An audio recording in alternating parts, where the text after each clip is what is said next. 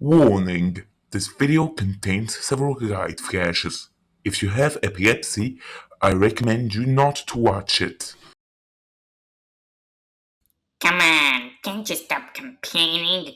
This campfire party is great. It's like an American teen movie. Grookey, can't you think of a better comparison to make us want to stay here?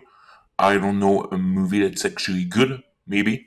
Yes, I don't like campfire night. It's cold and dark and I'm scared. I wanna go. I don't want to sound like a stick in the mud kid, but I want to go too. I'm thirsty, it's freezing, mosquitoes are biting me every 10 seconds, and I'm freaking bored. Calm down, Jenna. There's no reason to get so angry. Yep, it's really cool here, and personally, I feel like telling some scary stories like the Boy Scouts. You're trying to make my childhood traumas come back? Can I start? Usually I don't like scary stories, but I know one you might like. It happened around 25 years ago.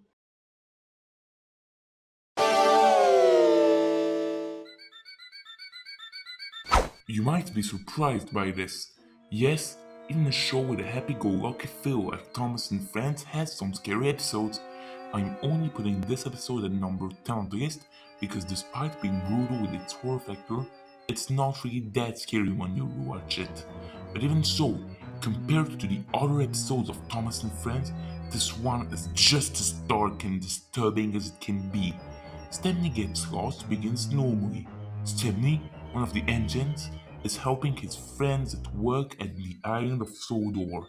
In the evening, he starts his way home, but on the way, fog appears. It's not scary for us, but already Stepney finds himself lost in a forest that has all the haunted forest tropes you can ask for.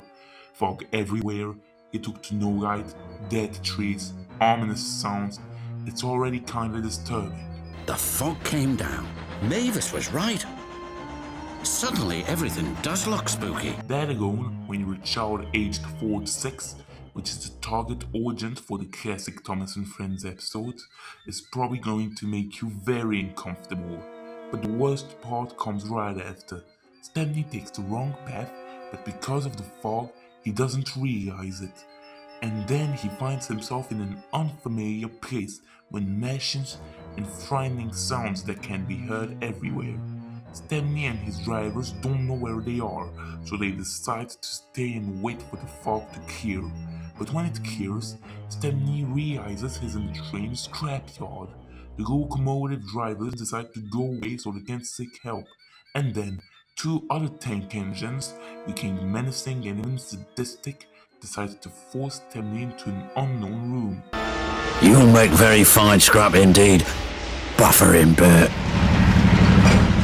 Stanley finds himself in a furnace. A grappling hook begins to descend. Bye bye, Stepney, said the diesel. Stanley begs the hook's owner to stop, claiming that he's not supposed to be trapped. But the machine comes closer and closer. Stanley has to accept the reality. He's not going to make it out alive.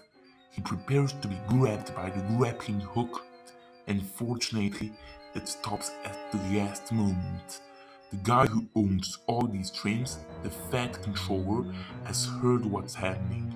He stops the engines and the train drivers return. Like saving you from scrap is getting to be a habit, Stepney. Please stop it. Yes, sir. They take Stanley home and the episode ends here. Stanley Gets Lost isn't all that scary when you're used to seeing scary things, but even at an older age, it still manages to have a little effect on the viewer. Indeed, the atmosphere is really dark in this episode, especially in the final part. When you're not used to this kind of scare, it can really be nightmare fuel. The atmosphere in the furnace scene has a hellish vibe that makes this scene way more disturbing, and the desperate feel of the grappling hook part has a real impact too. But since Thomas and Friends is never that scary, the creators of the show had to water down the horror factor of this episode down a bit. As a result, it's not too scary, but it can still be unsettling. When you're watching Thomas and Friends, you don't necessarily want to see one of the engines almost being scrapped and killed in a furnace.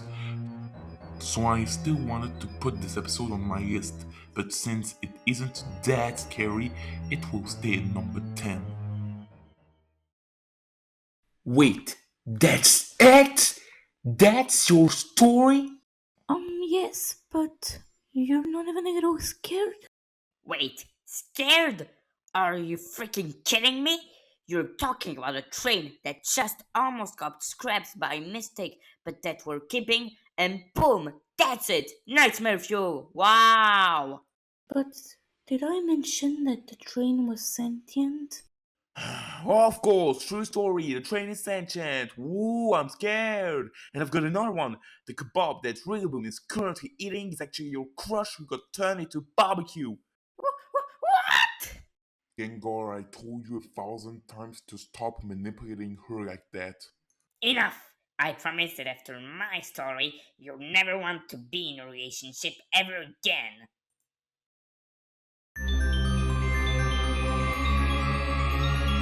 So personally, I don't know Gravity Falls that well, but it's a really famous show and one of the most popular Disney cartoons.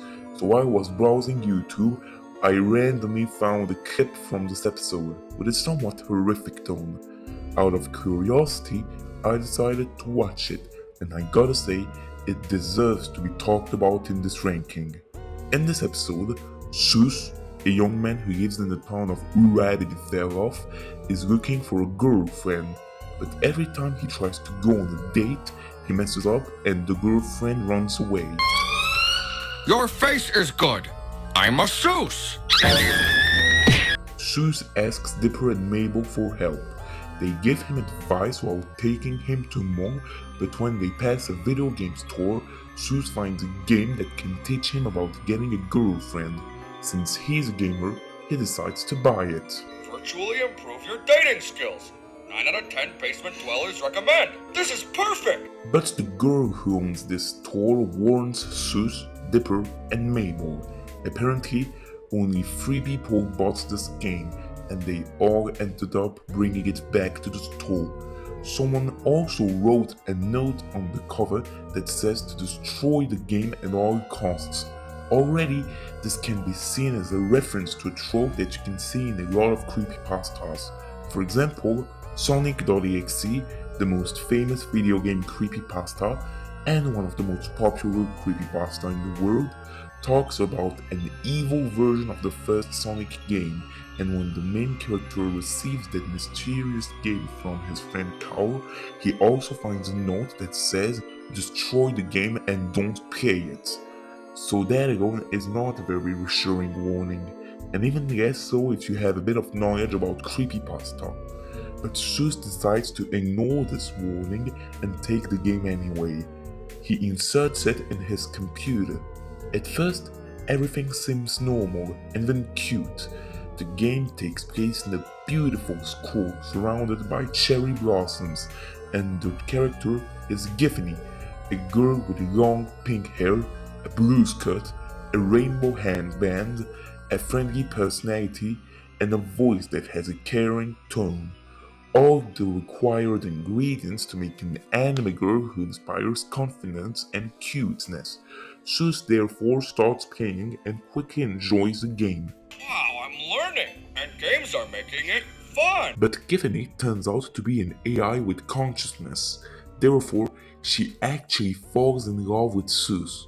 So she makes a sarcastic joke about the fact that Sus said that she almost sounds like a real person, and at that moment, we discover that the computer he's playing on is not connected to any wire, which is already a very good way of establishing a thing of worrying the viewer, because now he can understand that something is not right. But then, Dipper and Mabel decide to take Sus to the mall. Giffany hears that the 2 children intend to find him a girlfriend, and overcome with jealousy, she leaves the computer to go to the mall so she can see Sus again. While the young man fails to meet other girls, Giffany appears on TVs at the mall, and she reveals another unsettling secret to us, but she keeps a lot of mystery about it. Apparently, the programmers tried to delete her from the game, and as a result, she decided to quote unquote delete them. Another good way to create doubt in the viewer to make them even more unsettled. This is very unsettling because given what we see on screens, she probably killed the game programmers by electrocution. What did you do to them? That's not important. What's important is you don't have to talk to real girls ever again. You and me can be together forever. But at that moment, while Seuss is talking to Giffany, the screen goes blank.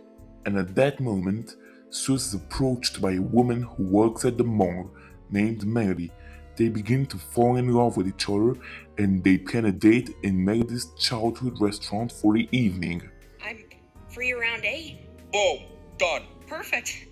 I'll see you. But a few minutes before going to this restaurant, Seuss makes the mistake of talking about Melody to Giffany. The virtual girl reveals her true face. She is actually a possessive person and considers that Seuss is hers. Besides, we had a deal. You bought my game, you held my books, you're my boyfriend. Now sit down in that chair. I don't think I like the way you're acting. I won't let another girl take you away from me, Seuss! Giffany, calm down. You're mine, Seuss! Mine! Seuss pauses the game and goes on to the date with Melody. This scene follows.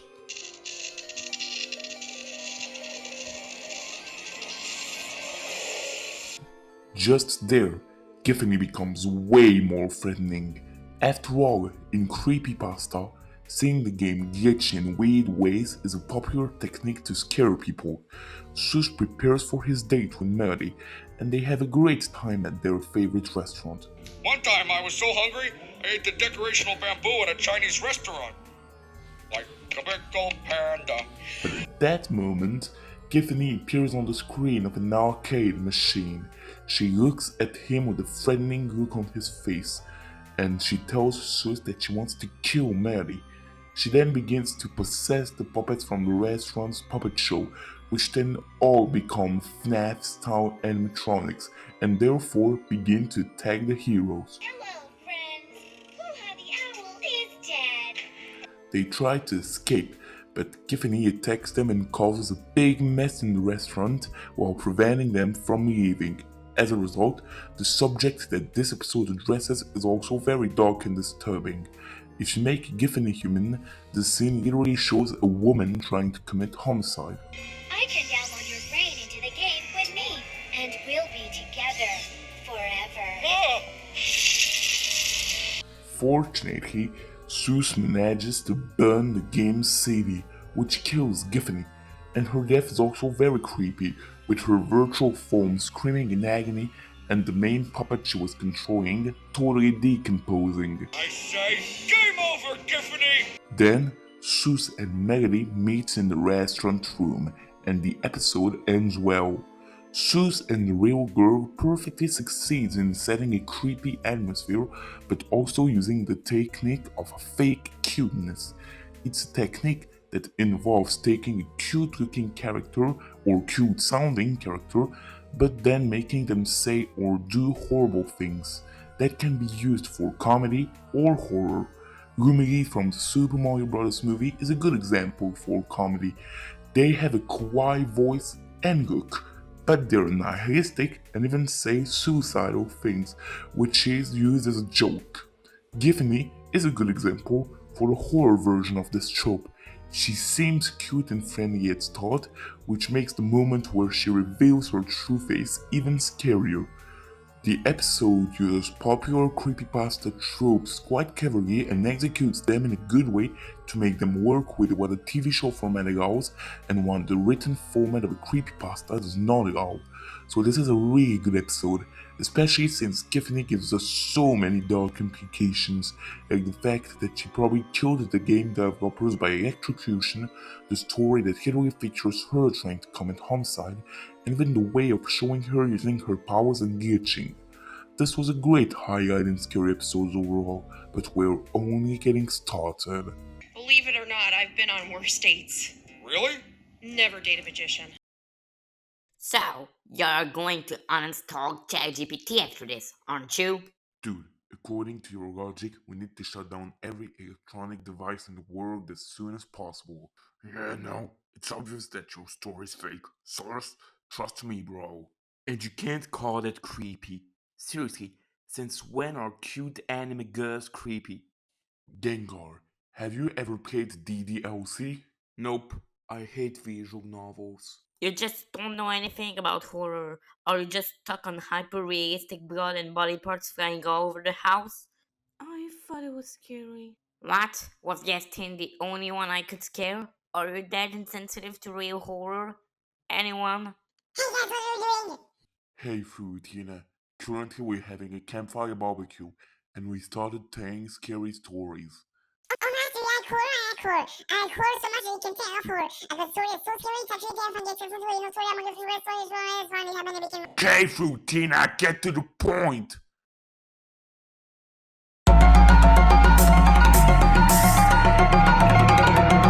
So this episode has a major difference with the other entries in this ranking. The other ones are rather liked by the fans of their respective shows, but I Was a Teenage Gary is considered by many SpongeBob SquarePants fans to be the worst episode of the first season and one of the worst episodes of the classic era of this show, which includes the very popular first 3 seasons. It's easy to understand why people would have this opinion. After all, this episode traumatized many people who watched SpongeBob SquarePants when they were kids, and the scene that scares people the most is quite disturbing in terms of body horror. In this episode, SpongeBob and Patrick want to go to a jellyfish convention that lasts 3 days, but the problem is, SpongeBob has no one to take care of Gary, his meowing pet snail. I can't go. I don't have anyone to take care of Gary. Right then, Squidward wants to ask SpongeBob to stop messing up with his underwears, but his neighbor then decides to ask him to take care of Gary.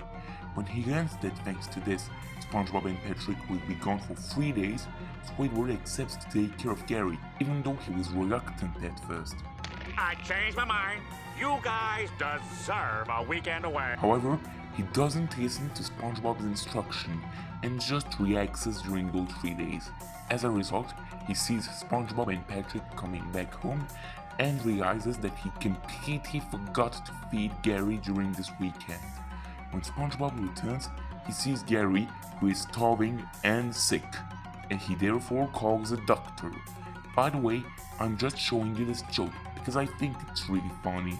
Yes, I love showing you jokes from movies and TV shows I talk about just because they make me laugh. Yes, it's just as I thought. What? This is definitely a snail. I knew it! Oh, Squid, did you hear that? The doctor says that to cure Gary, he must inject the snail with snail plasma.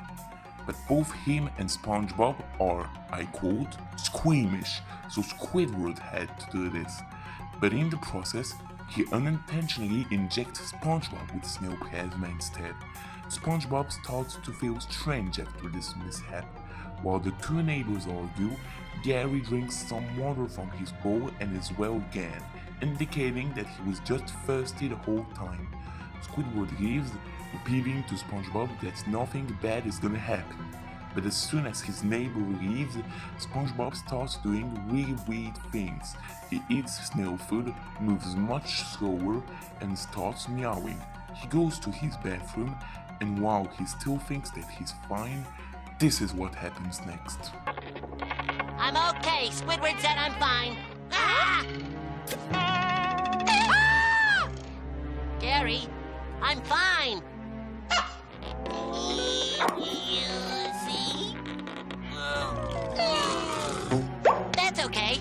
I'm a lefty anyway. Ah, now I don't have to buy those new shoes.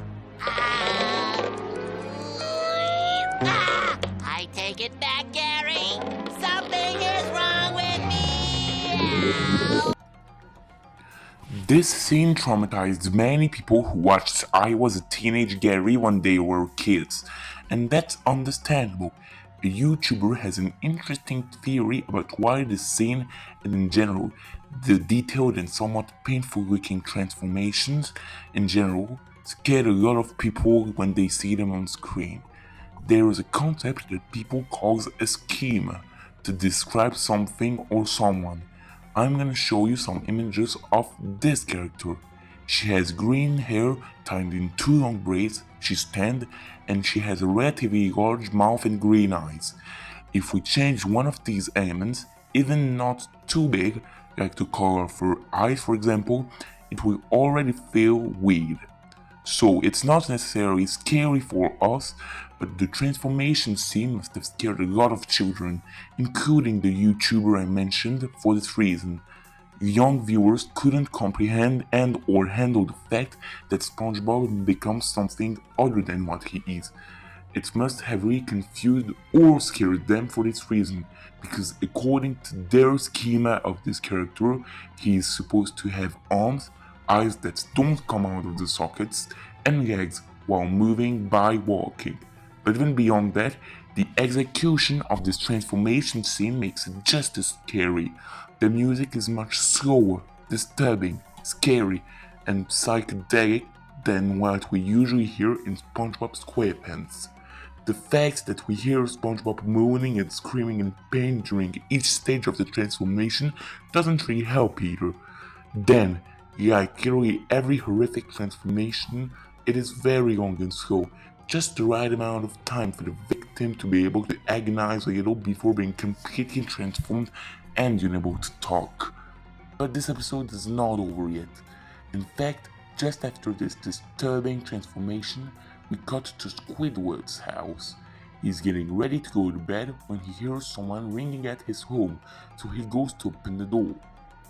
He starts telling SpongeBob that everything is gonna be okay. And then... Meow. there, SpongeBob seems to have lost all of his humanity in his scene.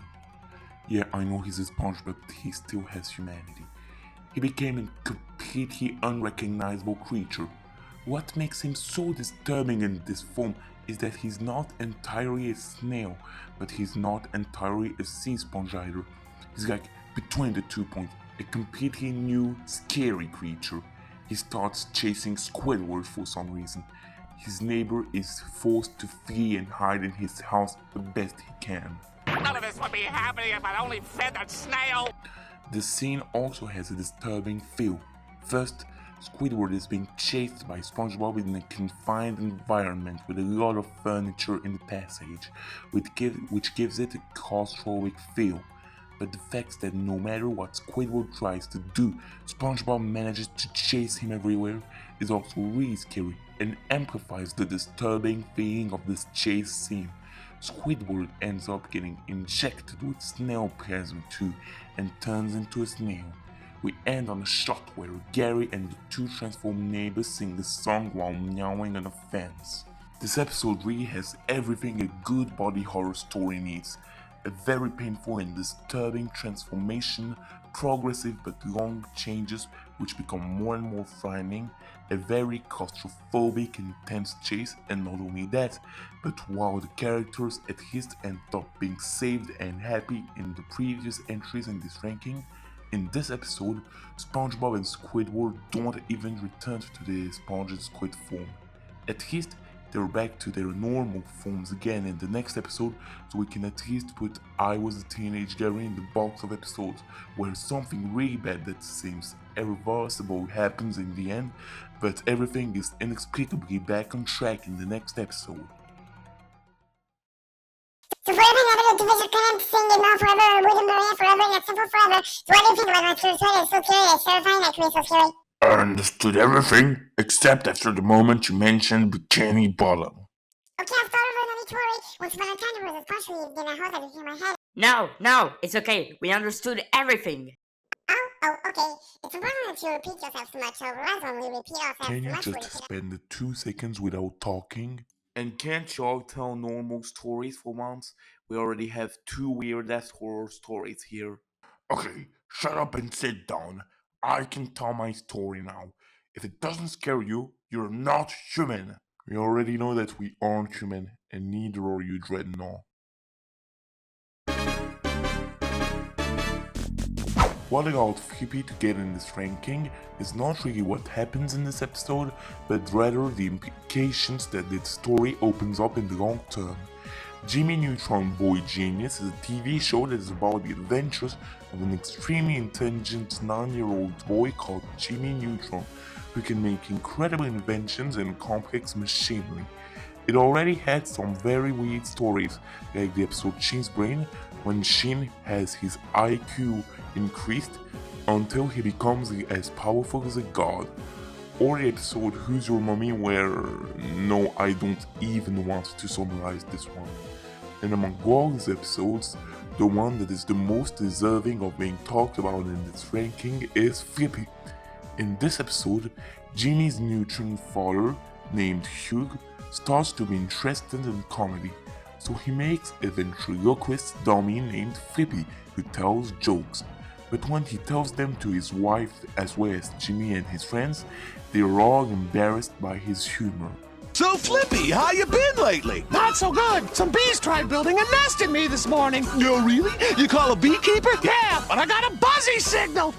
Get it? Buzzy signal. It's the sound bees make. Despite this, Hugh plans to bring the dummy tomorrow to Jimmy Neutron's school for the day where the students' parents will showcase their talents.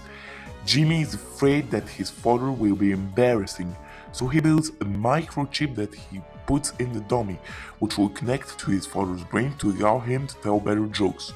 Hugh therefore presents his dummy to Jimmy's school without being aware of the presence of this microchip.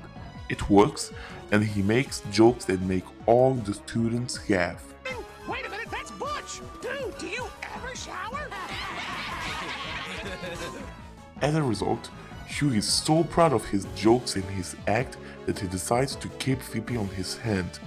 But Jimmy isn't too sure about this idea, as he begins to have doubts about the safety of his invention. With the shot that follows, the episode already succeeds in establishing a feeling of oppression and insecurity in the viewer. With the dog look Flippy gives to Jimmy, you can already have doubts. But to make this scene really scary, the creators didn't stop there. To begin with, Flippy's character design is quite disturbing in itself. Even when he tells jokes, and despite his rather funny shrill voice, there is already that feeling that everything seems off in his design, and this is intentional. That already makes this dummy much scarier. We also have the way he slowly moves his head towards Jimmy, which is a great way to let the viewer know that something isn't right, while also establishing a feeling of worry in them. And during the night, while Jimmy's parents are sleeping, Flippy wakes up. Next day, when Jimmy enters the dining room, he sees his father, who has almost no emotion on his face. When Flippy starts talking, Jimmy understands what's going on. The dummy is using the chip that Jimmy made to suck out Hugh's brain and access total human consciousness. Jimmy and his friends then try to talk to Hugh so they can take Flippy, but then he says that he's not a dummy. Flippy ends up falling from Hugh's hand. Jimmy and his friends try to catch up with him, but the mind transfer is already over. His father is now just a dummy himself. Flippy then decides to kill Hugh, now that he no longer needs his influence. But Jimmy realizes that his father and the dummy still share a brain. He then has the idea to guide Flippy towards ducks, since Hugh is obsessed with these animals. Flippy falls into the trap, and Sheen manages to intercept him. Jimmy succeeds in removing the chip, which brings Hugh back to reality. But despite this, the episode ends with a zoom on Flippy that suggests that the dummy is still alive and that he could take revenge anytime soon. As you can see, what earns this episode a place in this ranking is rather its concept. Flippy has a size similar to several human characters, almost the same body as humans, already knows how to speak, and is relatively intelligent. So that's what's scary. Flippy isn't that far from being real as a human. If another of Jimmy's inventions involving the human brain ever goes awry again, then the dummy could very well gain access to consciousness. and you can even draw a parallel with concepts surrounding AI.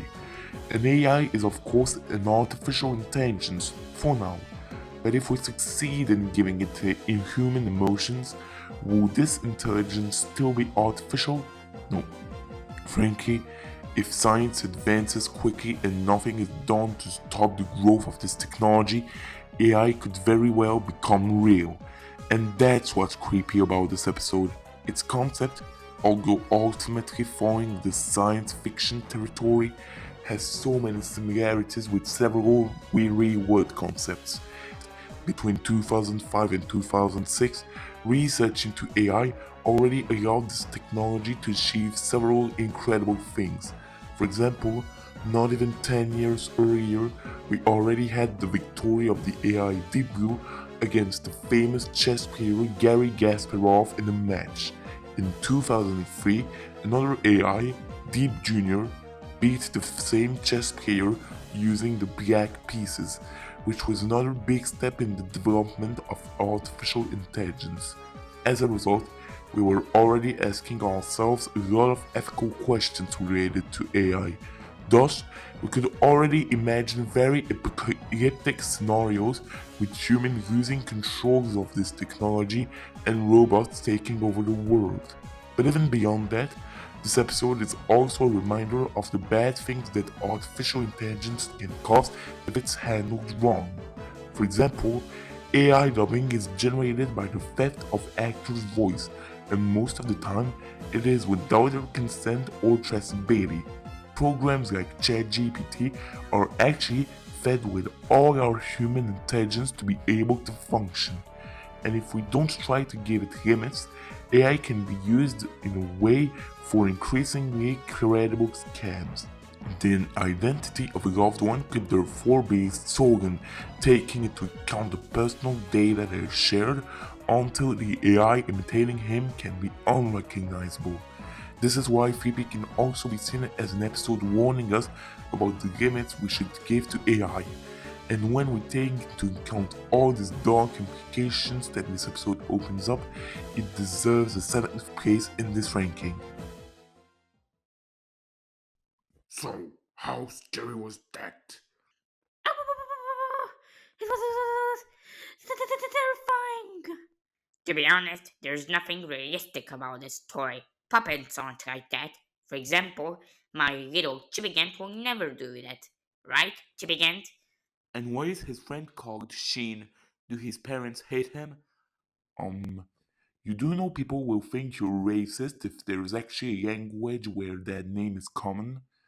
Language? You mean language lesson? I love teaching people things. So okay, let's start a lesson. Lesson 1, the greeting. Listen then repeat. Balev, is Belfels. Lawem, so hagawu tune. Tun is hawem. Otoshalavu. Che pave fruttina. Those all meaning accents. Can't you be good at speaking this language? Okay. Now, with Uncle Gengar, you will finally get some real horror without talking trains or meowing snails. With me, it's going to be a good old fashioned horror story with ghosts that. Ah! A good old fashioned story with ghosts that. Ah! Ghosts that. Ah! Damn it.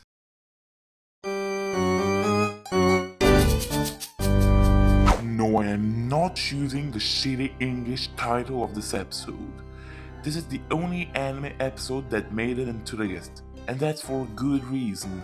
Not only does it have a horrific theme, but it also combines the two types of horror that we know best: visual horror with jump scares and scary images, and ambient horror with oppressive music, long first-person shots in dark and empty rooms, and scenes that are slow-paced to amplify the suspense.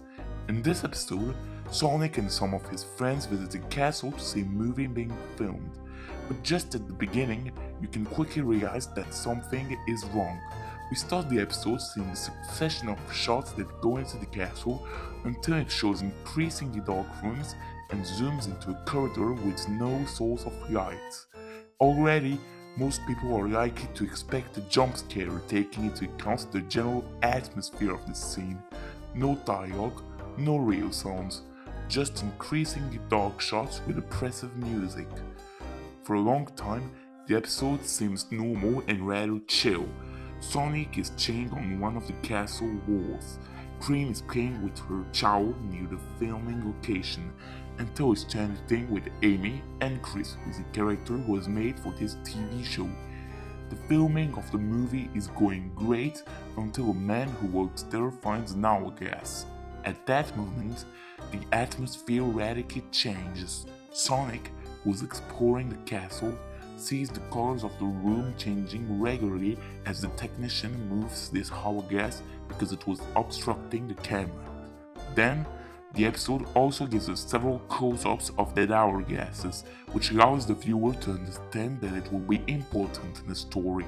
But the mystery is still complete for the moment, which allows this episode to amplify the oppressive atmosphere of this first act. In the craters at night, strange whispers and frightening growls can be heard. Therefore, the team decides to stop filming for today. But when the same man who removed the hourglass enters, he hears children's voices. And Chris's mother, who stars in the movie, is getting ready to go to bed. But from her bedroom, she hears those same voices. After spending a long time intensifying its frightening atmosphere, the episode kicks its visual horror off with a first real interaction with one of the ghosts who haunt this castle.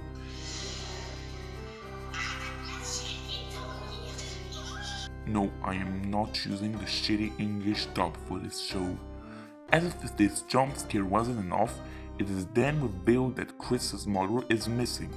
Then, while they were searching for her with Chris, Amy, and Tails, Cream and another human also get caught by the ghosts, but to keep the mystery, we barely see the process. Sonic then comes, seeing Chris, Amy, and Tails failing to save the next two victims of the ghosts. He tries to attack them, but his attacks do nothing to them. Tails gets caught. Sonic tries to attack them one more time, but fails again as he gets caught too and just has some time to give the hourglass to Chris. To this day, there is still a big part of mystery around these ghosts, even though they appear in many pieces of media involving Sonic the Hedgehog. We don't know their true purpose to attack Sonic and his friends, we don't know where they come from, and plus, at that moment in the episode, we only have a very vague idea of their powers. So Amy and Chris go to the castle garden and find a secret passage. The atmosphere is very frightening in this area. Little to no light, icicles, and slow hypnotic music. But even then, I'm still showing you this dialogue because I find it funny. Je croyais que tu étais mort de peur. Oui, j'ai très peur, c'est vrai. T'as pas peur, toi? Mais non.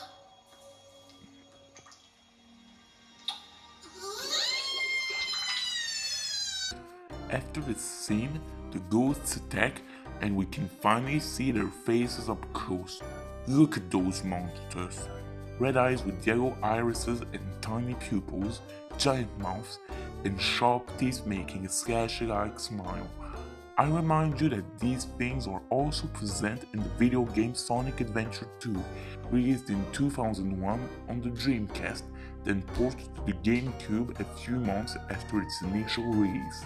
They are present as enemies in 5 levels. They can chase you and attack you on sight. Charming. They can also strangle you as soon as they catch you. Adorable. And as the bomb on top, they can jump scare you at random places. Adorable! It's so cute! Getting closer to this pumpkin totem, jump scare.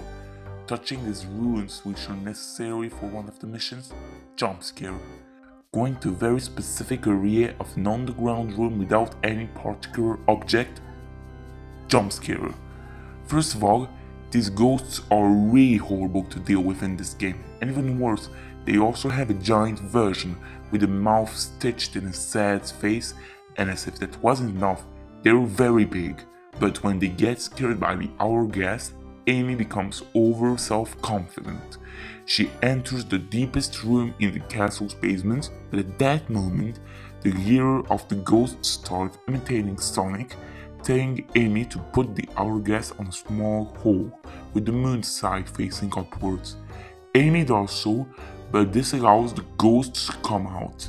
They attack the young hedgehog girl, and before she can fight back, she is caught by their leader. Then another smaller ghost also attacks her. Here is the scene that follows. Amy, est-ce que ça ira?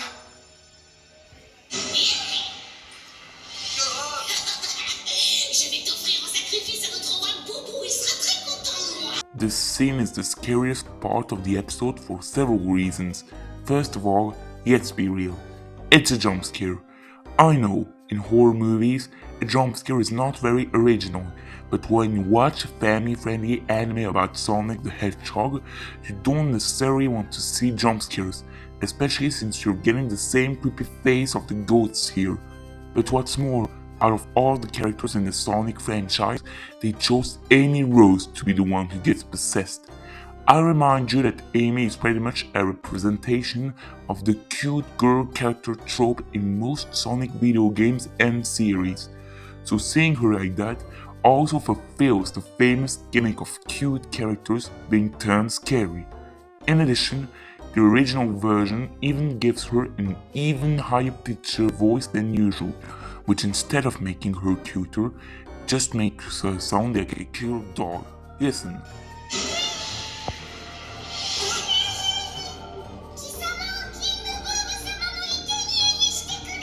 But Chris succeeds in turning the hourglass over so the sun side faces upwards, which weakens the ghosts. Sonic escapes from his spectral prison along with all the other victims. Sonic manages to defeat the ghost that possesses Amy, which makes her gain her mind again. But the ghosts return to attack the heroes, who are able to fight back this time. Even though it doesn't count when it comes to allowing an episode to make the cut to this ranking, I think it's pretty funny to see Amy smashing all the ghosts with her hammer with an angry tone in her voice until they are literally afraid of her, only to end up on this little pout face. It's almost cute, not gonna lie. We're gonna rush the end because it's not that interesting to discuss in a video like this. Sonic beats the ghost with his supersonic form, he escapes with his friends, Chris puts the hourglass back on the right side, and the episode ends. So this time, this is scary, horrific episode. It first uses several types of horror to scare the viewer. 1. Visual horror. For example, we have Amy's jump scare when she's possessed and the face of the ghosts themselves. 2. Ambient horror. The episode takes its time before plunging us into the horror, which allows it to maintain the mystery and suspense. This makes the first act much more oppressive than it needed to be. 3.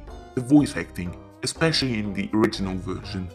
Some voices are distorted to make them sound devilish, which always has that little effect on you. In conclusion, this episode just has dog in all 3 types of horror. For these reasons, it deserves 6th place on this ranking. How scary was this? Terrifying or horrifying? You really think your original? It's been at least 137 years since people moved on from ghost stories. Alright, calm down and listen to my story. This is going to be scary.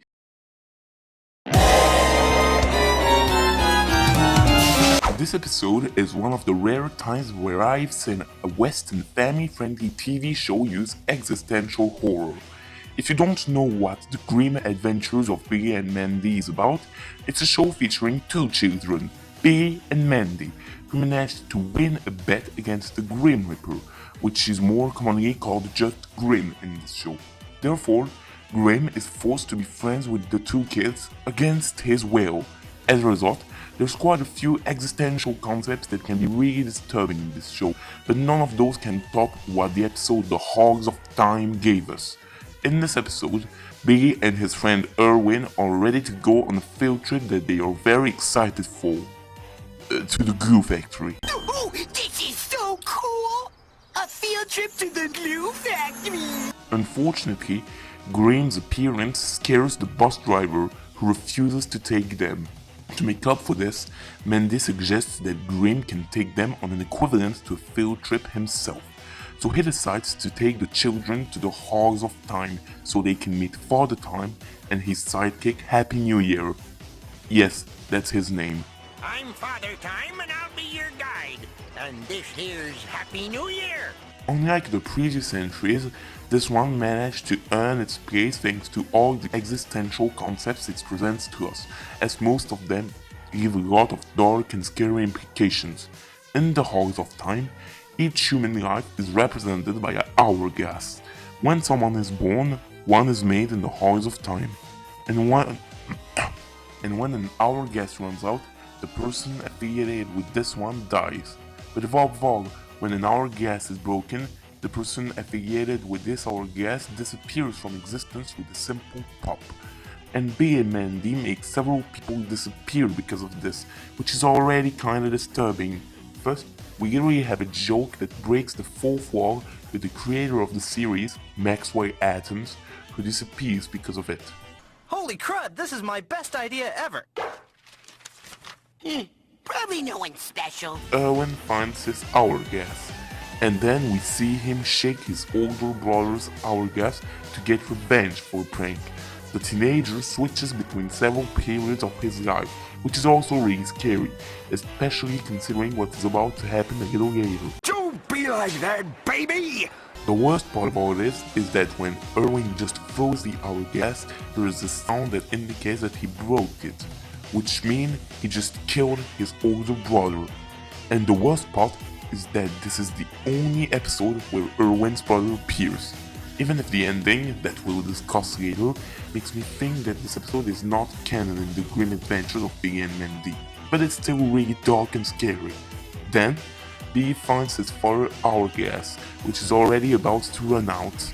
To save him, Biggie decides to return the hourglass upside down. All of this already makes for a scary concept I will discuss now. In a video about the use of recursionist gaming, a French-speaking YouTuber talked about an experiment that is a good way to represent what makes this idea so scary. Imagine that you have a miniature and very fragile version of our planet that you can interact with, and that what you do to this miniature planet has similar effects on the real Earth. Imagine the fact that with this, you can literally destroy humanity in 3 seconds very easily. Some people dream of being as powerful as a god, but realize how big this responsibility actually is. If a god makes a mistake, they can unintentionally cause a lot of damage and be forced to live in guilt for the people they inadvertently destroyed. They must be very careful about what they do. Here, Biggie and Andy do not realize the consequences that this should have. I think that for the experience of the mini-Earth, most of us will never touch it, at the risk that a single thing that we think will do nothing could actually make it impossible to live on within a few seconds, and the YouTuber even concluded that ultimately it's psychologically better not to have control on this mini planet. With great power comes great responsibility, and Billy and Mandy are not able to fulfill this responsibility. By playing with the hourglasses, they've already killed 2 humans, and what will happen right after in the episode shows the consequences of not being able to fulfill such a responsibility. Because when Billy and Erwin try to take their hourglasses home, as well as Mandy and Graham's hourglasses, Father Time sees them and forces them to put the hourglasses back in place before throwing the crew out. But then they realize that Biggie and Erwin have put the hourglasses upside down. Do you think maybe those dopes put the hourglasses back upside down? We gotta go back and put them right side up before we disappear completely. As a result, they begin to regress in age until they literally become fetuses. Watch the rest for yourself, because this time, actual footage of the ending will be worth more than a description. Stop! There's Erwin's! Erwin! Billy's!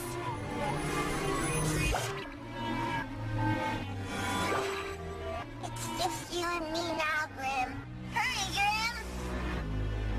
Grim, what do you think you're doing? Why, you no good pile of...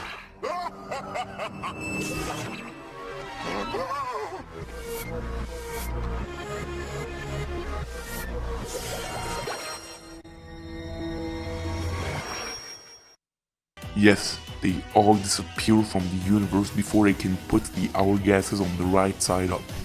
The ending of I Was a Teenage Gary still had a light and funny side with Patrick's joke, but The Halls of Time actually has an unhappy ending. The characters all disappeared, and Father Time just let them die rather than save them. 3 of the 4 characters waved before disappearing, as if they were waving goodbye to the universe. Fortunately, as with other shows of the same genre, Bee and Mandy rarely has true continuity, and The Hogs of Time is no exception. The following episode has everyone back on track as if nothing happened, and does not mention what happened in The Hogs of Time. So we can only speculate on how they were able to return home. They are totally screwed, and the rest of the series is just their imagination between life and death. Was it just Grimm's nightmare? Was Father Time able to see what happened and decided to give the group a second chance by putting the hourglasses on the right side up? It's up to you to choose the theory that you prefer. But despite this episode opens up so many dark implications about the responsibility of having control over time truly means, and about existential questions related to the origins of the world, life, time, and all these kinds of things. For these reasons, The Halls of Time deserves the 5th place on this list. So, what do you think of this story? Finally something original. It feels good to have someone be original and not rehashing the same type of story over and over again. You're an expert at that, really, Boom.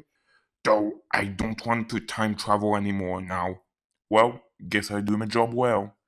There's one thing I don't get though. At the end, the 3 children get younger and younger until they disappear from existence, and Grimm suffers the same fate. But they're still growing up because they're still spending time in this world and getting older than before. In return, they are getting younger, but getting older as they get younger. So in the end, are they younger or older?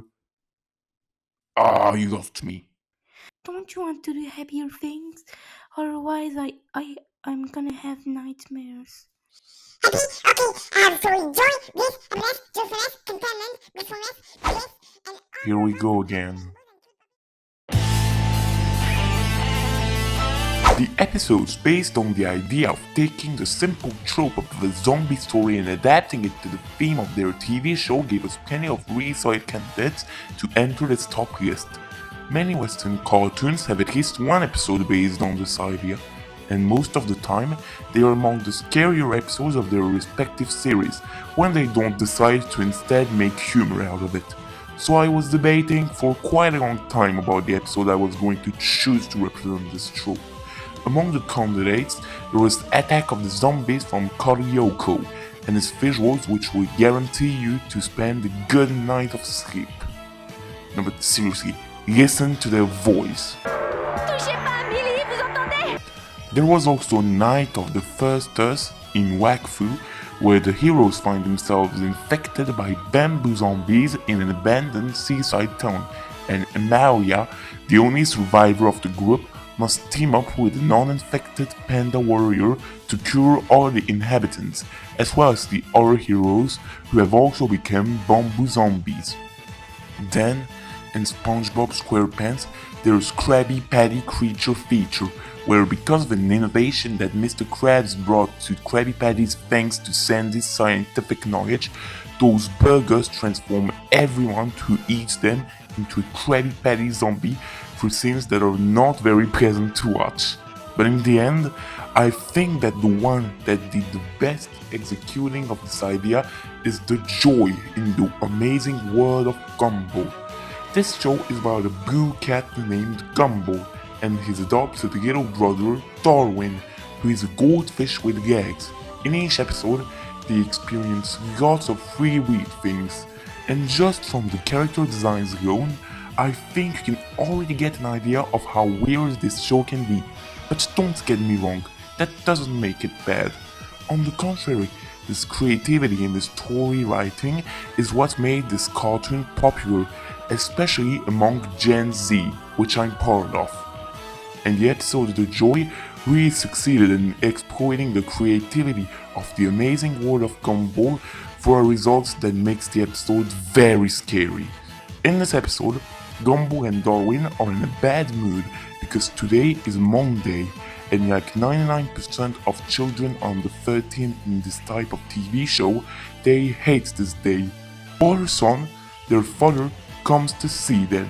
He decides to give them what he calls a wonder hug, which is sort of a magical hug that is filled with all the love and happiness in the world. When he does it, he literally causes a rainbow explosion in the house.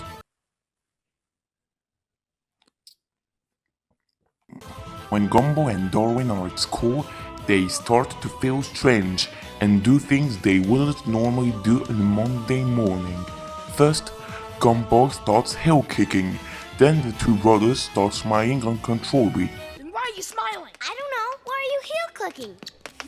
Yeah, I don't know. In class, they happily start singing loudly with autotune.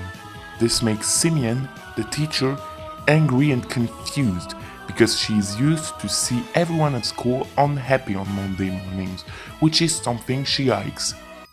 How can you be in such a good mood on a Monday morning in the middle of a surprise test? Already, the episode is taking a very disturbing turn. The music is not only slower, but much more pessimistic than before the Wonder Hug scene. Then, right after Simeon arrives, Gumball starts laughing uncontrollably until he starts sounding like a psychopath.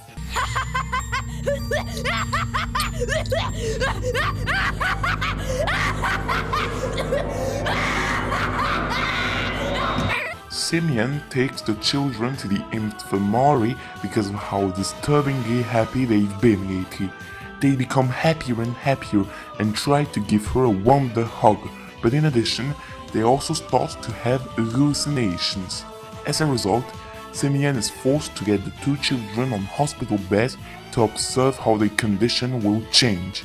They start laughing uncontrollably again before choking and passing out, accompanied by a noise that is supposed to be happy music, but in this context will make you feel rather uncomfortable. Simeon calls two other people who work in the same school and didn't believe her at first to tell them that she was right. Then, Gumball and Darwin wake up in a zombie-like state and give one of those two people a wonder hug, which turns them into a happy zombie as well. And so, the rest of the episode is a little simpler, but way more disturbing. Simeon must run away from the happy zombies and find a cure for the joy virus that is spreading from student to student. First of all, the contrast between the disease, which is supposed to make the character look cute, and the purposely awkward design of the infected characters weirdly makes things creepier. Seriously, look at those things. In addition, this part of the episode takes place in a school, a rather confined place, plus there is little to no light. As a result, it gives a claustrophobic sensation that brings the feeling that there is no way out. The perfect way to make a zombie story more oppressive by just playing on the atmosphere of a particular location. And this scene even features a soft jump scare. Hey, kid, stop crying. I'm not infected. Just look at this face.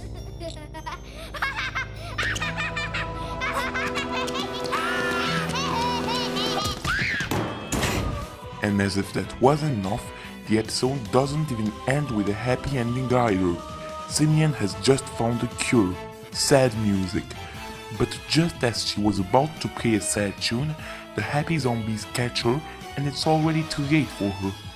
The Joy is an episode that perfectly succeeded in taking a well-known concept, keeping what made it popular in the first place, namely the atmosphere and the visual horror, while also giving the sensation that there's no way out, but also brings a Gumball-style twist to the zombie movie concept, choosing instead to tell the story of a joy epidemic.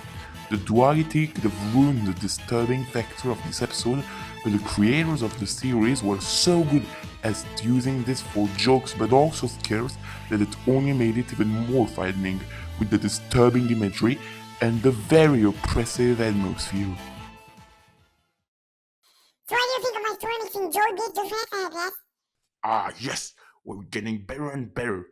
I thought it was great.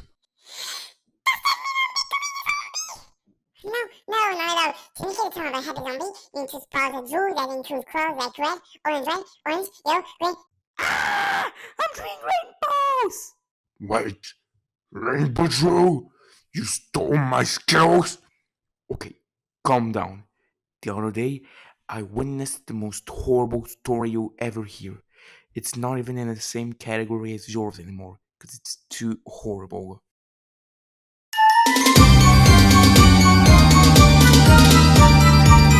I couldn't forget Dog Harvest for this video. It would have been an insult to this absolutely insane episode. The Invader Zim TV show has given us some really creepy stories, to the point that it's at the limit of still being able to be called a family-friendly show. It's about an alien invader named Zim, who disguises himself as a human and infiltrates a school so he can prepare his project to take over the world. One of his classmates, Deb, has figured out that Zim is an alien who wants to take over our planet, but nobody believes him. The two characters enter in a rivalry because of this. The culmination of Invader Zim's weakness undoubtedly comes in the episode Dog Harvest. In this episode, Zim has to go to the nurse's office, but then he realizes that when the nurse examines him, she's going to discover that he's not a human because of his alien organs. He looks for a solution, and when the hall monitor arrives, he has a horrible idea. Say, you're full of organs, aren't you? Why, yes. Yes, I am. And you wouldn't notice if you were, say, missing a few? Probably not.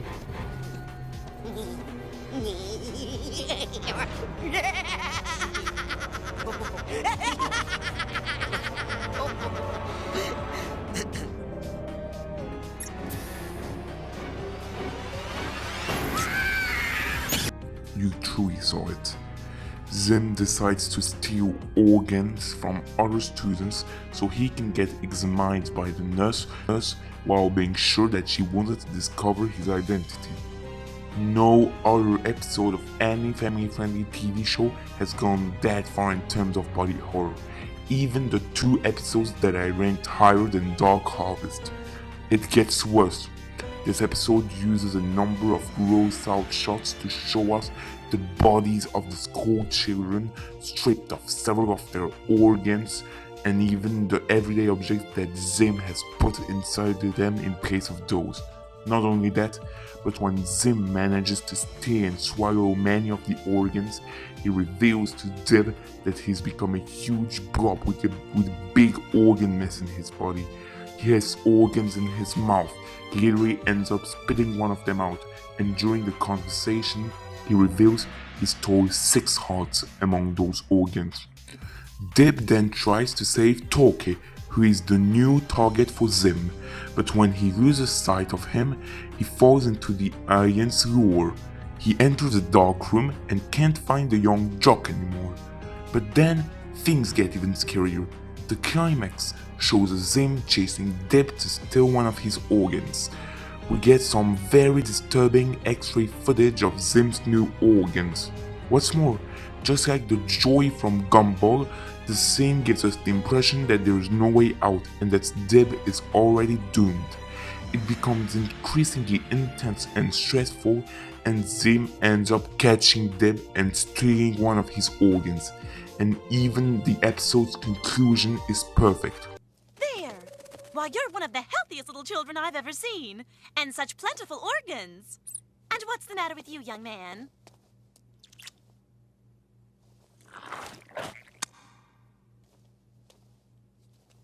It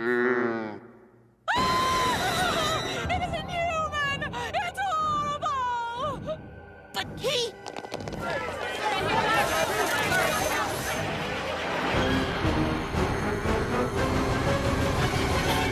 From the concept of this episode alone, I knew it had to be on the list. It has such a dark premise that it's hard to believe this is a Nickelodeon TV show. Dog Harvest never skims on the disturbing close-ups and the tension. So why isn't this episode number 1? Simple. Although very disturbing, this episode makes up for its dark side and body horror with humor and funny lines. So when they do have it inevitably makes it a little less scary. Even so, Dark Harvest is one of the darkest episodes of any family-friendly show in existence. It's just that the two episodes I ranked above it are that scary and have even less light-toned moments. Yeah, you're making progress in the art of horror. Now that's a good horror story. There's one thing I don't understand though. Why does nobody but Deb realize that Sam is an alien? Good question, Rookie. In fact, the other students are due to Gengar's inappropriate and intolerant comments. We can't show you this part. Instead, here are a few images of Dawn and Piplup. Isn't that cute? Wait, you want to see the end of the video? Okay. Couldn't you renew your sense of humor? My story is even scarier than Gengar's. Listen to me carefully, unless you want to sleep tonight.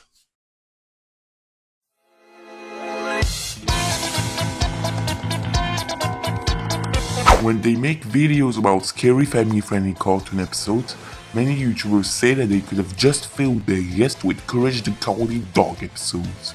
And it's not surprising. If Invader Zim is renowned for being Nickelodeon's scariest show due to body horror, Courage the Cowardly Dog has a similar reputation for Cartoon Network due to its frightening atmosphere and the scary monsters it features. The most famous Courage the Cowardly Dog episodes are often the scariest ones, and it's understandable. But personally, unlike other people who would make a video like this, I already knew which episode was going to represent Courage the Cowardly Dog in my top list. But then, what is this show about? To make it short, it's about Courage, a dog who is afraid of everything. He lives with Muriel, a woman who loves him. Muriel is married to Eustace, a grumpy man who doesn't like Courage but loves to scare him. Where they live, scary things happen all the time, which will regularly put the three characters into scary situations, and most of the time, Courage is the one who will save his two owners. The episode I chose is The Great Fusilli, because even by the show standards, there are plenty of scary things. We can start with the music that plays regularly in this episode. It has instruments that should inspire the idea of going to a funny screenplay, but its music constantly has a melody that makes everything seem off in a purposely disturbing way, whether it's the slow tempo or the notes that the instruments play that amplifies this sensation. It has a disturbing and even melancholic feel. But hey, let's not judge a book by its cover. In this episode, a crocodile named Fusilli goes in a circus caravan to nowhere, the town Courage and his owners live in. He wants to make them theater actors, and already just the way he tries to convince them makes him sound very suspicious. Just you step on a stage, you hear the applause, the cheers, the magic. All your fears, they go. And then, then, you stay forever. He uses a tone which makes us realize that he's probably not telling us everything he plans to do. Not only that, he regularly uses the word magic in his sentences. But despite this, Muriel and Eustace end up accepting Fusilli's deal, while Courage tries to convince them not to accept it, because like the spectator, he suspects that something is wrong with this magical fear. Fusilli starts rehearsals for Muriel and Eustace to practice, and the stands are empty. Except for Fusilli, nobody is watching the theater show. This is really disturbing because in a way, it also affects our image of what we generally expect after a play. If you've ever been to a concert or a theater play, you probably know that at the end, in likelihood, everyone will applaud. Here, mass applause can be heard, but no one's actually cheering or applauding. Not suspicious at all. Then, Fusilli will tell Courage something even more suspicious. And once you feel the magic, you don't wanna leave the stage. And then you don't wanna leave Fusilli. Ever. But the scariest part comes after this. During a rehearsal, Courage finds himself in a secret room where Fusili stores all of his equipment. Then he finds lots of puppets representing humans. Then he sees this. What's this? Muriel? Doggy? Already, this concept alone is very disturbing. I mean, turning into an inanimate, unconscious puppet is probably something nobody would want. Plus, the episode uses this in a clever way. Throughout the first part, it took all the time it needed to establish an oppressive atmosphere and make the viewers doubt on Fusili's true nature. First, the music that just felt off, how suspicious Fusili sounded, then the big revelation. And what was just going to happen finally happens. Muriel and Eustace get transformed into puppets by Fusili. So with all that, this episode really manages to push things further and further in terms of scary atmosphere until it all explodes when, even though we know it was going to happen, Muriel and Eustace are victim of the transformation. Oh, I don't feel quite myself. Shout out to Muriel's voice actress for this quote. The fact that she begins to pause between syllables makes it feel like her consciousness is gradually disappearing.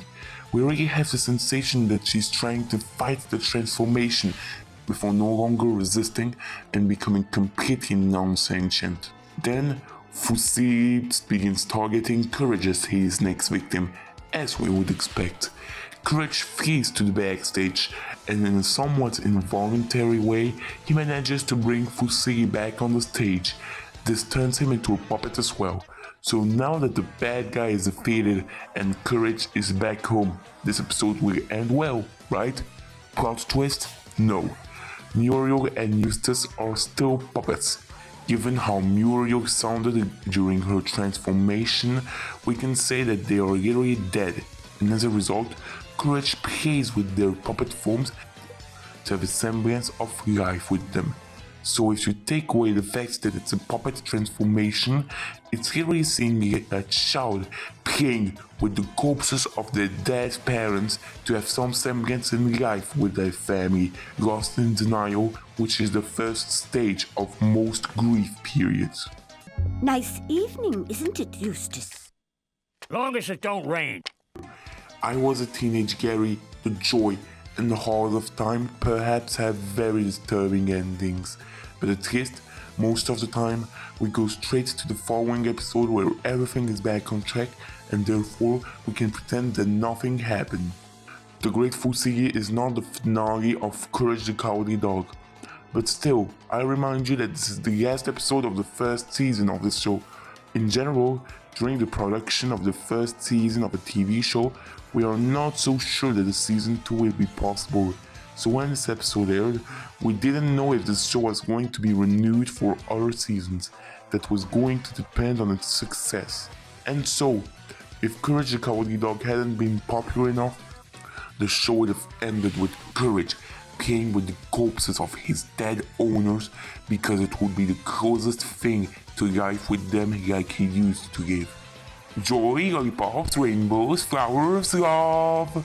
As a result, this scene is the cause of a very creepy theory which says that the 3 other seasons are just Courage playing with the puppets that Muriel and Eustace has become to have the feeling of always living his former life. With all that, I think you understand why this episode is so high on the list. And yet, there are still ones that manage to be even scarier. Well then, you think you can do better than that? Nope.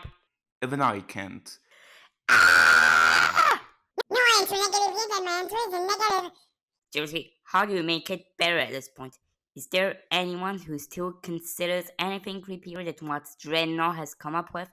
Yep, I give up. I've got something even more horrible to tell you. It's about Matrix, Deletion, and the virtual universe. Wait, virtual things? Deletion? You copied me?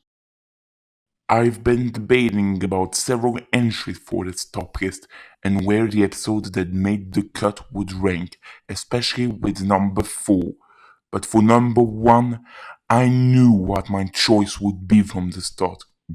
Without a doubt, the scariest family friendly cartoon episode is Ghost Channel from the French show called Yoko. This first place was a no-brainer for me. This is probably the peak of scary family-friendly cartoon episodes, and it's gonna be very hard to top it. Code Lyoko is a French animated TV show, Oui Oui Baguette, that tells us the story of 5 teenagers fighting in a virtual world called Lyoko to destroy an extremely powerful program called Xana.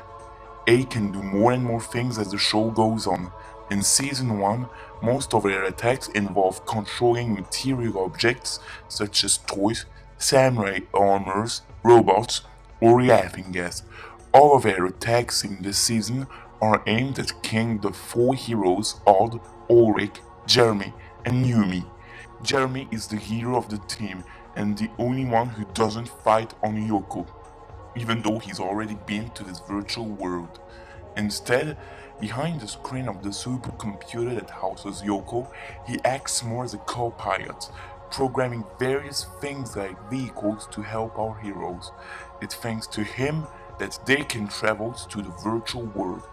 In this first season, his goal is to materialize a girl named Ariela who's stuck here because he met her by waking her up by turning the supercomputer on and noticed that she sounded a bit too human to be a simple AI. The other seasons have more continuity, but this is less the case for the first one. Except for the last 2 episodes of the first season, which show us the heroes finally materializing Ariela, most of the previous ones in this season have a storyline that follows this setup. While the heroes are studying at middle school, Xana launches an attack. Most of the time, this will prevent at least one of the 3 fighting characters from reaching the virtual world, because they will be victims from the attack. The ones who can go gets to the factory with Jeremy, where the supercomputer is located, to get virtualized in Yoko. They must escort Aira to the tower that Xana has activated to attack, so that she can deactivate it. But the heroes also must protect her from the monsters, because in this season, while the other characters are just brought back to the real world if they lose all their HP on Yoko, Aira will disappear forever if she suffers the same fate. When the tower is deactivated, Jeremy usually launches a return to the past that makes the entire universe go 12 hours back in time, while also erasing the memories of those 12 hours for all the people who have never been on Yoko. Now that you've got some context, we can finally talk about the episode 24, Ghost Channel. For many fans, including myself, it's without a doubt the best episode of the entire show. It's truly unique and scary as well. I'd almost say that if you've seen the show itself but not this episode, I'd ask you to pause this video and immediately go see it. For the others who don't want to see it or already watched it, let's go.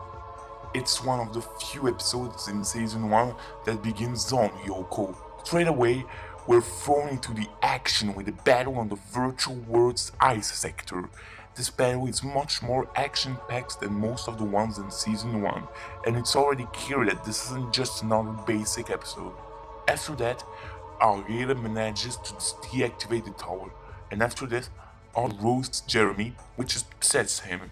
The return to the past is launched, as usual, while Jeremy is still a little upset. Hé Jérémy, la prochaine fois, profite du spectacle et laisse les vrais héros faire leur boulot, ok?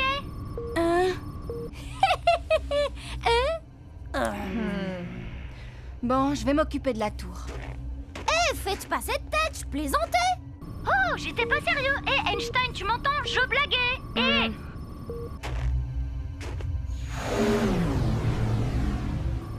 Retour vers le passé. But when Jeremy finds himself back at school 12 hours earlier, he realizes that Odd and Ulrich aren't back at school like him. He checks on Yumi's class to realize that she's not there either. Suddenly, the world seems to have changed. Now, Odd and Ulrich are present and compliment Jeremy, who doesn't answer. Ulrich is not surprised and thinks it's because of what Odd said before the return to the past. Then, when the teacher makes a mistake on the board, Jeremy points it out to her in a surprisingly edgy tone, which is out of character for him. L'équation de Brouwers que vous avez inscrite au tableau est incorrecte. Quoi? In the first world, Jeremy calls Aida to find out where Odd, Ulrich, and Yumi might be, but Jim, the sports teacher, finds him. Back in the second world, Odd and Ulrich find Yumi. She explains that this happened to her during the previous class. All the world is a stage, and all men and women are merely players. They have their existence and all men and women are merely players. Already, this episode has a slightly different atmosphere from the others. It's quieter, more disturbing, and rather slow-paced. With such an atmosphere, it really helps to give a mysterious feeling to the first half. As Aida fills the pulses that indicate an activated tower, she tells Jeremy, but adds that she doesn't know where the tower is. In the second world, Odd, Ulrich, and Yumi are in the lunchroom. Then this happens. Oh, waouh! Eh, dis donc, Sissi, qu'est-ce qui lui est arrivé à ton t-shirt? T'as utilisé des canaris comme adoucissant? Silence, crétin! Le jaune, c'est la couleur tendance cette saison. Oh. Je l'adore! Il reste du pâté. Non, t'avais t'as 4 entendu le sardines. dernier album de Jenny? Alors Eh, vous entendez ça? Ouais. Silence, crétin! Le jaune, c'est la couleur tendance cette saison. Bah, je lui ai rien dit, là! Il y a vraiment un problème. In the first world, Jeremy manages to enter the factory, and Aida tells him that she found out what's going on. On Yoko, Xana has created a virtual world that looks just like the real world. Thus, Ulrich, Odd, and Yumi are still in Yoko, in this virtual prison. They believe that they are in reality, but it's just an illusion. So you mean to say they've taken what we thought we think and make us think we thought our thoughts we've been thinking our thoughts we think we thought? I think? Xana also scrambled the signal source of this ghost channel so that no one can interact with Ulrich or the Yumi outside of this virtual bubble. The episode also implies that the other Jeremy is just a fake, probably created by Xana. And there, the real Jeremy does one of the best moves he has done in the entire series. He has always been terrified of going into the scanners to get to Yoko, yet this absolute Giga Chad decides without hesitation to go diving on Yoko with his machines. This is one of the only times we see him on the virtual world, so he enters it, and this is where the episode will get even creepier. It chooses a much more oppressive and mysterious atmosphere. Also, the fake Jeremy watches his version twice in this episode and says this. Je vous tiens.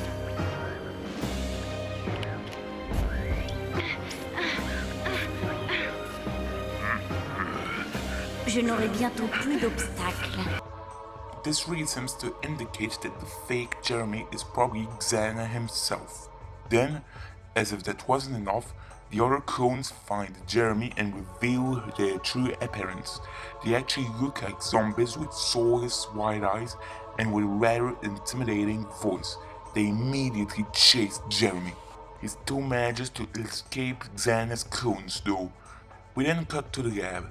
The fake Jeremy explains to Yumi, Odd, and Ulrich that Aida told him that Xana created a program to erase Yoko and that he has no further news from her. Fortunately, the real Jeremy arrives. He reveals the truth. Xana wants to make the heroes enter the virtual world so A can erase them. Le faux Jérémy, c'est lui. Et tout ce qui nous entoure est faux. Vous n'êtes jamais revenu de votre dernière plongée. Vous êtes dans un monde virtuel créé sur Yoko. This scene is just epic, with Jeremy revealing that he entered the virtual world and his friends claiming that the young scientist would do anything if they were in danger, while Xana thinks that this is not the case because of his fear of entering the scanners. Already, This episode has an atmosphere that is not only epic but very oppressive. The humor, which usually has an important place in Koryoko, is practically absent from this episode, and when it's here, it's still pretty back. The tone, which is usually quite light and laid back in this season, is much darker, mysterious, and disturbing, almost like in a thriller movie.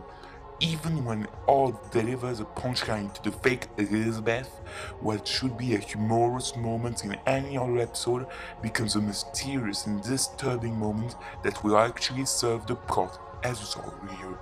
But what earns this episode its first place comes right after. The fake Jeremy, who was there for Xana, loses a cool. Her voice becomes demonic. A shine with an electric glow. Her hair stands on end, and they reveal her powers. You know what? Take a look for yourself. Non, non, ce n'est pas logique, non Xana Non, ce n'est pas logique Non, pas logique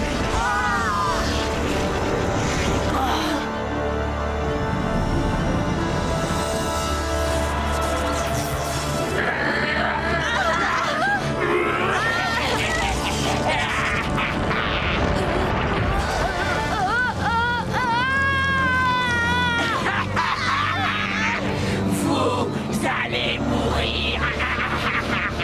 Aelita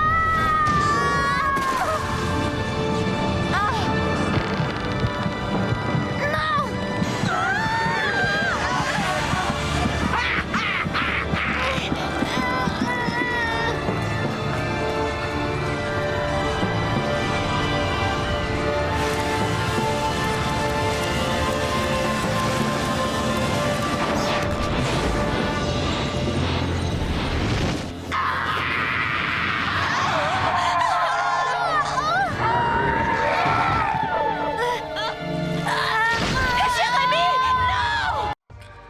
There are so many things about this scene that just make it incredible.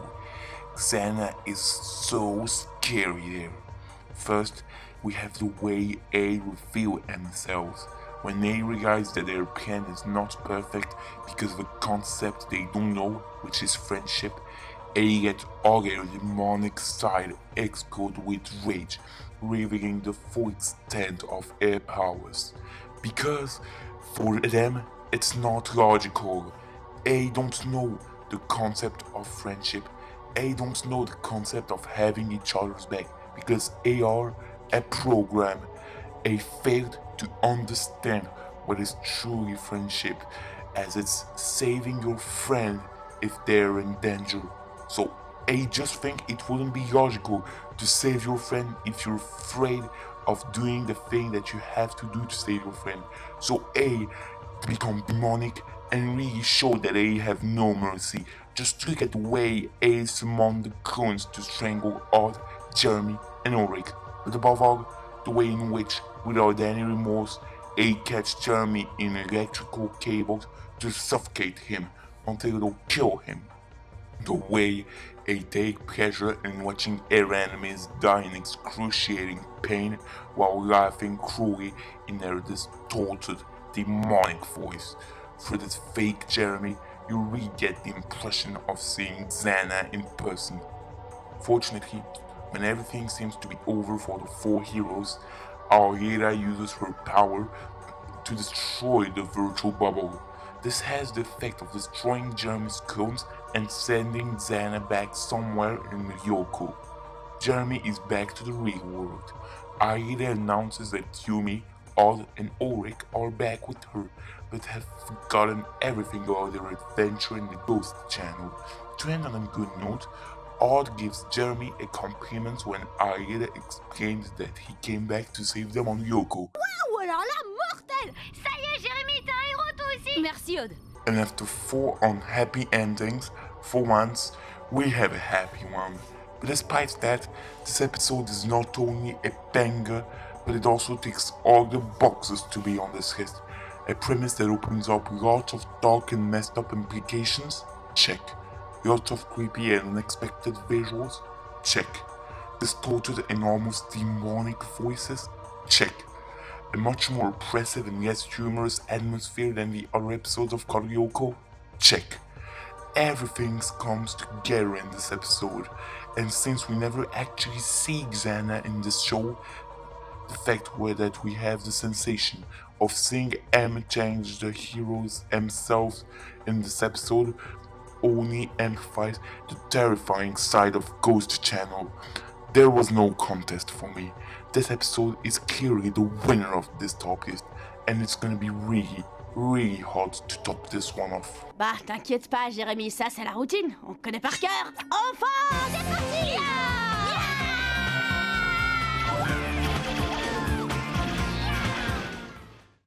So, what do you think of this last one? Even my story can compete. Yup, and you didn't mention the words hyper-realistic blood once. Major shout out here. Yep, for this night, you win. Story because it's story and completely